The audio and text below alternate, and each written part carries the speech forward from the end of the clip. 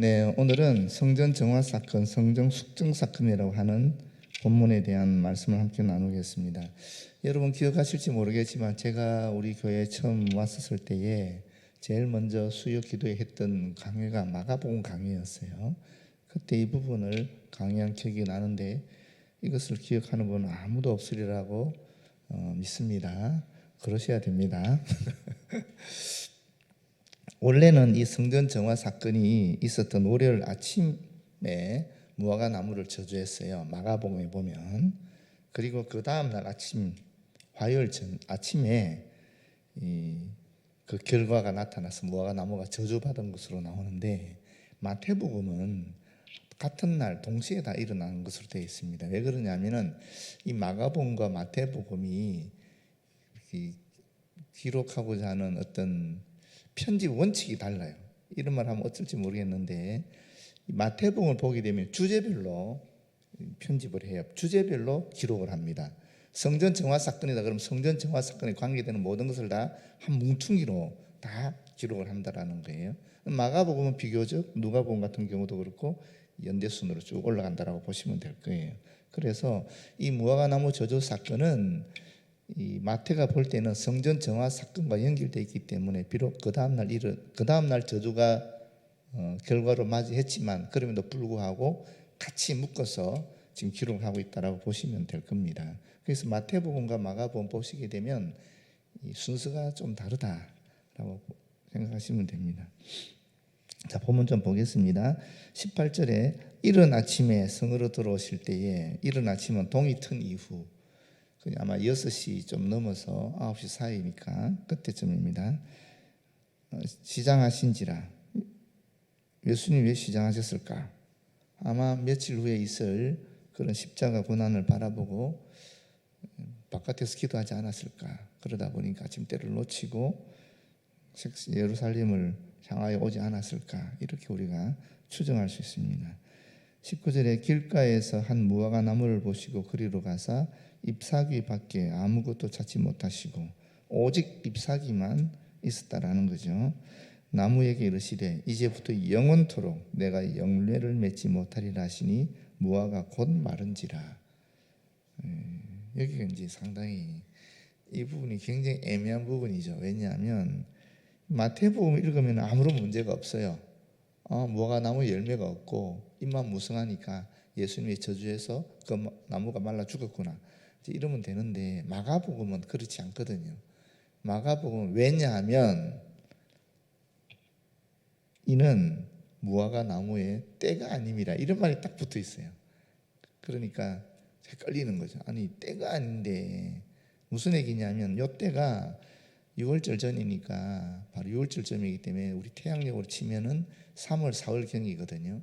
근데 무화과 나무가 언제부터 열매가 나기 시작하느냐면 6월 7월경에 열매가 나요. 그리고 실제로 수확하는 것은 9월 10월경이에요. 그러니까 이게 무화과 나무가 열매가 날 때가 아니에요. 근데 예수님이 죽였잖아요. 이게 너무 황당한 얘기잖아요.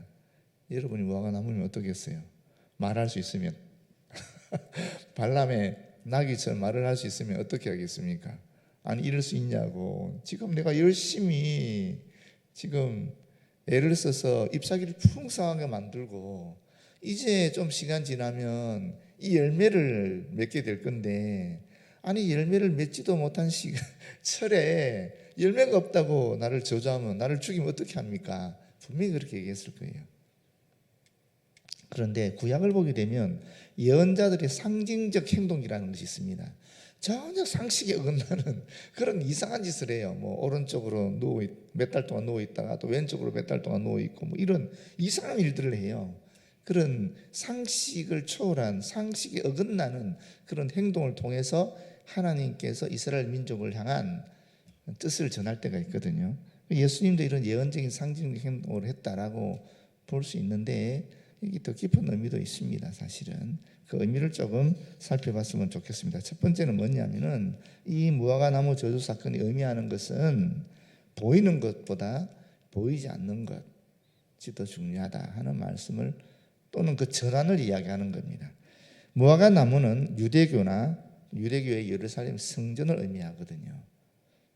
그런데 열매를 맺지 못하리라 한 말은 예루살렘 성전, 다시 말하면 이스라엘 민족의 신앙 공급처가 이제는 더 이상 그 기능을 행사하지 않는다라는 것입니다. 예루살렘 성전의 기능이 멈추었다라는 것입니다. 그러면 대안이 있어야 될 거 아니에요. 그 대안이 뭐냐는 거예요. 그 대안은 이 보이는 성전 대신에 보이지 않는 믿음이라든지 기도라든지 용서 등이 더 중요하다. 예수님 사실 그 뒤에 이런 얘기를 계속 하시거든요. 믿음에 대한 이야기, 기도에 대한 이야기, 용서에 대한 이야기 하시거든요. 그래서 이것이 더 중요하다는 것을 나타내 주는 겁니다. 사실은 엄밀하게 따지면 이 장소보다는 하나님의 때, 하나님의 시간이 더 중요하다 하는 의미도 담고 있다고 볼 수 있습니다. 두 번째, 이것도 굉장히 중요한 의미를 담고 있는데요.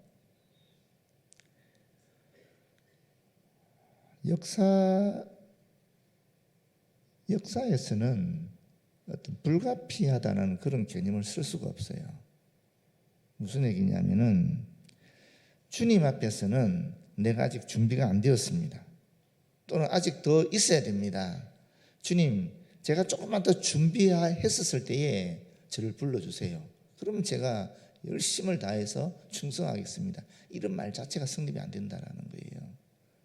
하나님 우리를 부르실 때는 내가 생각할 때는 나는 아직 준비가 덜 돼서 지금 내가 나서서 주님 일을 해야 될 때가 아니야 라고 생각할 수 있지만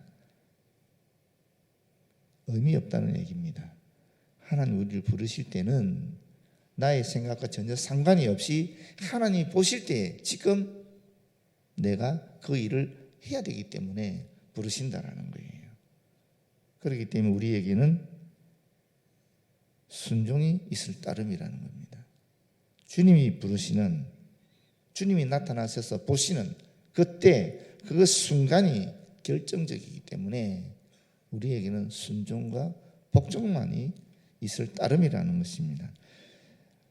여러분, 그 다음으로는, 우리 순종 다음으로는 하나님이 하시는 일이죠.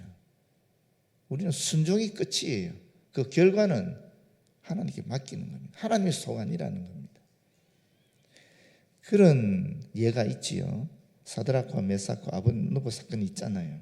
그 다니엘 3장 17절 18절에 보게 되면은 그리 아니하실지라 우리가 너무나 잘 아는 이야기 있지 않습니까?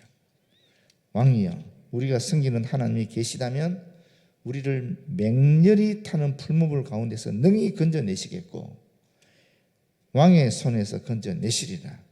그 뒷말이 멋진 말이잖아요. 그렇게 하지 아니하실지라도 왕이여, 우리가 왕의 신들을 섬기지도 아니하고 왕이 세우신 금신상에게 절하지도 아니할 줄을 아옵소서. 하나님께서 나타나셔서 부르시면 무조건적인 순종을 할 따름이고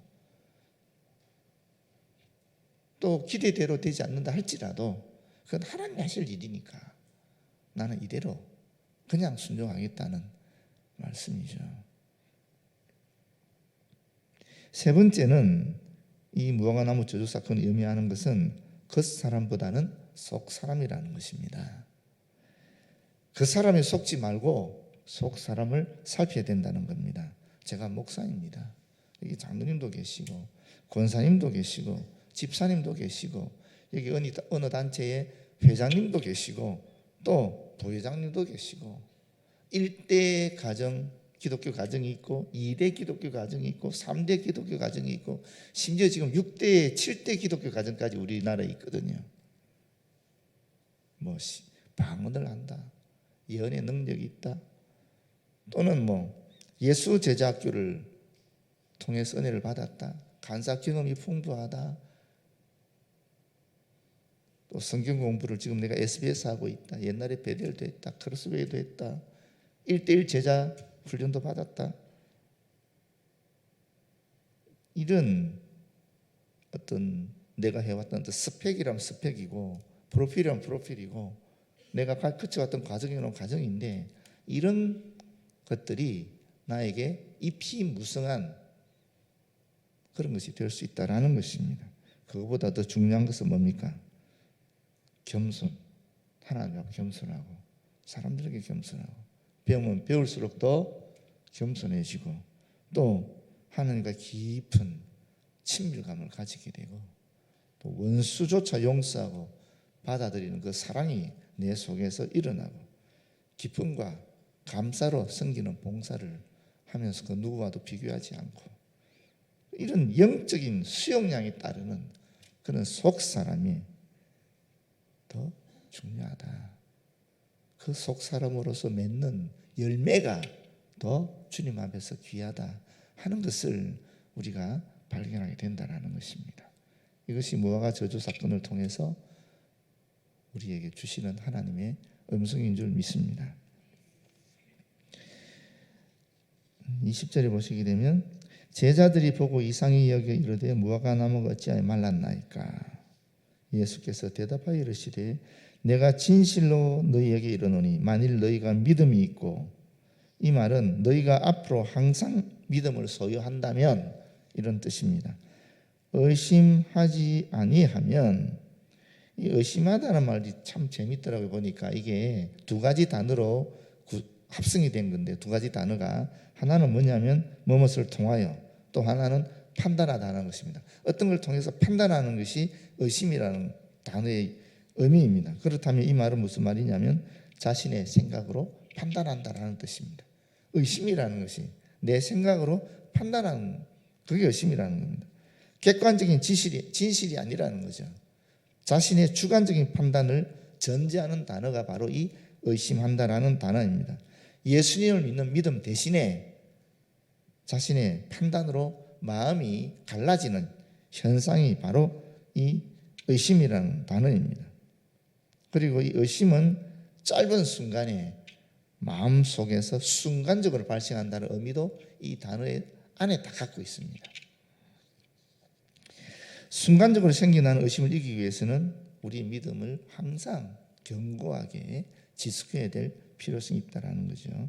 그래서 의심하지 아니하면, 믿음이 있다면 이 무화과 나무에게 된 이러한 일만 할 뿐 아니라 이 산들어 들려 바다에 던지라 하여도 될 것이요, 너희가 기도할 때 무엇이든지 믿고 구하는 것은, 이 믿고 구한다는 말도 사실은 계속 간구하는 기도를 의미합니다.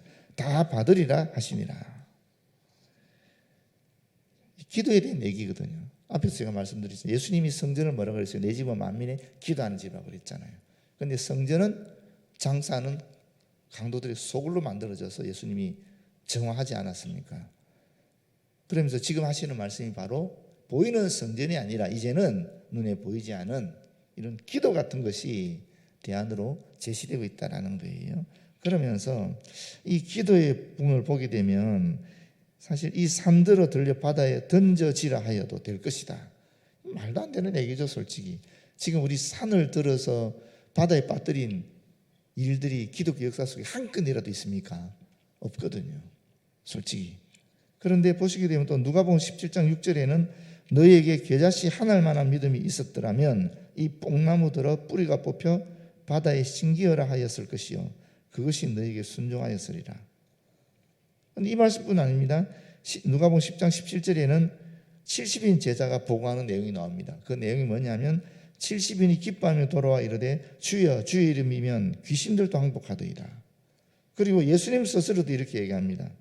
요한복음 14장 12절에 나를 믿는 자는 내가 하는 일을 그도 할 것이요 또한 그보다 큰 일을 하리니 이는 내가 아버지께로 감이라. 예수님보다 더 큰 일을 한다라는 거예요. 여러분 상상이 됩니까? 말도 안 되지 않습니까? 그런데 믿음을 가진 그리스도인들에게는 하여튼 이런 상상하기 어려운 일들이 실제로 행해지는 그런 신비가 있다라는 얘기죠. 여러분 빌리그레암 목사님이 지금 돌아가셨지만 그분이 예수님보다 더 많은 사람에게 전도했을까요? 예수님이 더 많은 사람에게 전도했을까요? 한번 상상해 보십시오. 조영기 목사님이 예수님보다 훨씬 더 많은 사람들에게 복음을 전했고 훨씬 더 많은 사람을 구원으로 이끌었을지 모릅니다. 예수님 당대보다. 그렇지 않겠어요? 아마 비교조차 안 될걸요. 예수님 기껏해야 5천 명, 7천 명 아닙니까? 그것도 거의 다 떠나갔지만. 그러니까 이건 사실이죠. 다른 이야기 해볼까요? 믿음으로 계속 구하는 기도의 신비를 좀 말씀드릴게요. 우리 교회 역사 속에 나타난 것.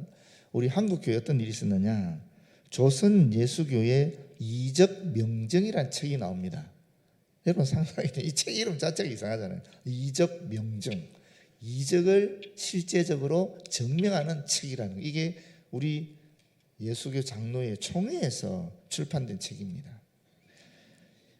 이건 김익두 목사님에 대한 이적에 대해서 우리 장로교 총회가 조사한 책인데, 그 당시 신천노회의 임태권 목사님을 중심으로 조직된 이적 명정회라는 이 기관이 김익두 목사님의 이적에 대해서 조사도 하고 연구도 해서 2년 반이나 걸쳐 그 조사한 결과들을 1921년 조선 야수교 서회를 통해서 발행했습니다.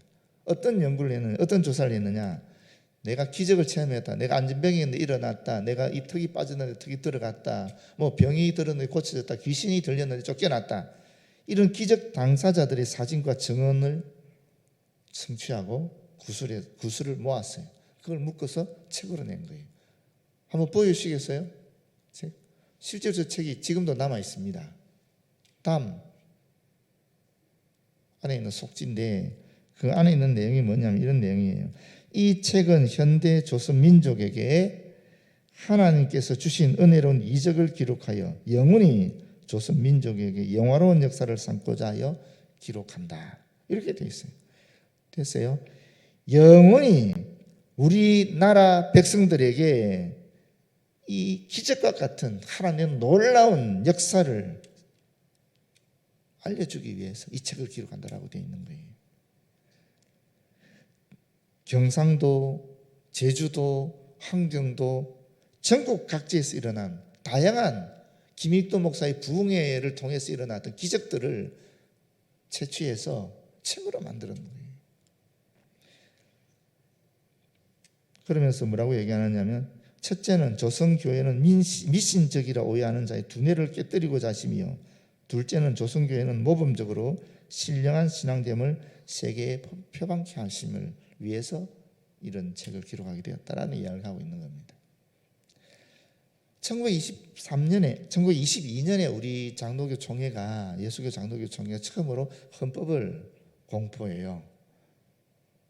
웨스트민스터에 있는 그 헌법과 또 미국 북장로교에 있는 그런 헌법들 참조해서 헌법을 공포하게 되는데, 그 다음에 1923년 9월 12일 총회에서 헌법 개정을 청원한 안건이 올라와요. 왜냐하면 정치 제3장 제1조 교회 직임에 1조에 어떤 말이 있느냐면, 금일에는 차등 이적을 행하는 권능이 정지되었다 하는 것이 헌법 문구에 있어요. 1조에 이적을 행하는 사도들의 권능과 오늘날의 이적을 차별하여 오늘날은 사도들의 이적을 행하는 권능이 중지되었다라는 규정이 개정되어야 된다라는 거예요. 왜? 이적 명정이라는 책이 나와 있잖아요. 하나님의 이적이 지금도 계속 시행되고 있으니까 이 규정은 고쳐야 된다는 거예요. 그래서 이 12회 총회에서 이 헌법을 개정하기 위해 전국 노회에다가 보냈어요. 노회 서락을 해야 되는 거니까. 그런데 노회가 허락을 안 했어요. 그래서 이 개정 자체는 안건은 부결됐어요. 그렇지만 18회 총회 때 1929년에 이 헌법을 개정하고 1차 개정할 때, 그때 이적을 행하는 권능이 정지되었나니라 하는 내용 자체를 삭제해버렸어요. 무슨 말인지 아시겠죠? 성경에서 있었던 얘기 아니에요. 우리 한국 역사 속에서 분명히 기록으로 남아있고 지금도 책이 있습니다. 연세대학교 도서관에 가도 있고 여러분 인터넷 뒤져도 있을 거예요. 제가 살려보니까 굉장히 비싸게 팔더라고요. 번역한 책인데 8만 원 정도 되더라고요. 그래서 사는 건 포기했지만 하여튼 이 책은 있습니다. 지금도. 그리고 여러분 시간이 지났으니까 제가 우리 교회 얘기만 하나 할게요. 우리 교회가 1991년에 청원서를 전국 교회에다 보냅니다. 1991년에. 그때 뭐라고 얘기하느냐면은 이렇게 이야기하고 있습니다. 저희 교회가 과학자들의 신앙의 터전이 될 것으로 믿고 있습니다. 그러니 우리 교회가 종교 부지를 구입하는데 교회가 도와줬으면 좋겠습니다 하는 청원서입니다. 그때 교회 부지가 3억 2천만 원이었거든요. 91년에. 근데 성도는 20여 명의 여집사와 학생들이었습니다. 어떻게 이 엄청난 비용을 감당할 수 있겠어요? 근데 이재호 목사님이 기도하시고 과학자들의 신앙의 터전이 되는 이 비전을 보시고 기도했을 뿐인데 20명 되는 성도들한테 무슨 헌금하라 그러겠어요. 빤한데. 그런데 1년 만에 연체 이자율이 21%였습니다. 그 당시에. 근데 1년 만에 이 대지를 완전하게 구입했습니다. 그리고 그 다음에 구입하고 거의 만 1년 이후에 지하 176평, 지상 48평을 건축해서 3월 22일에 입당합니다. 총 공사비가 2억 3,180만 원. 그런데 우리 대덕암필교 15년 사이에 되게 재미있는 말이 기록이 되어 있어요. 이 지하 예배당 공사하고 나서 뭐라고 기록하느냐면 그 사이에 교인은 크게 불어나 예배 참석자는 남자 33명, 여자 48명, 모두 81명이었다. 20명인 성도가 건축하는 사이에 크게 불어나서 80명이 되었다라는 거예요. 4배 성장했다라는 거죠. 종교 부지를 구입했을 때 대덕암필교 15년사는 이렇게 기록합니다. 이게 역사가가 쓸 수 있는 말이 아니거든요. 이처럼 300평 부지를 구입한 것은 정말 기적이었다. 이게 우리의 역사입니다, 여러분. 멀리 있는 것도 아니라 우리 교회 안에 91년에 일어난 기적입니다. 그런데 제가 왔을 때 우리 교회에 약 2,000명의 성도가 있었습니다. 정확하게 말하면 제가 보니까 출석 성도가 1,700명 되더라고요. 갈래포 빼버리면 한 1,400에서 1,500명 그 정도 되는 숫자의 출석 성도가 있었는데 우리 교회 부채가 5억이 있었잖아요. 그 5억이 10년이 지나도록 못 갚았어요.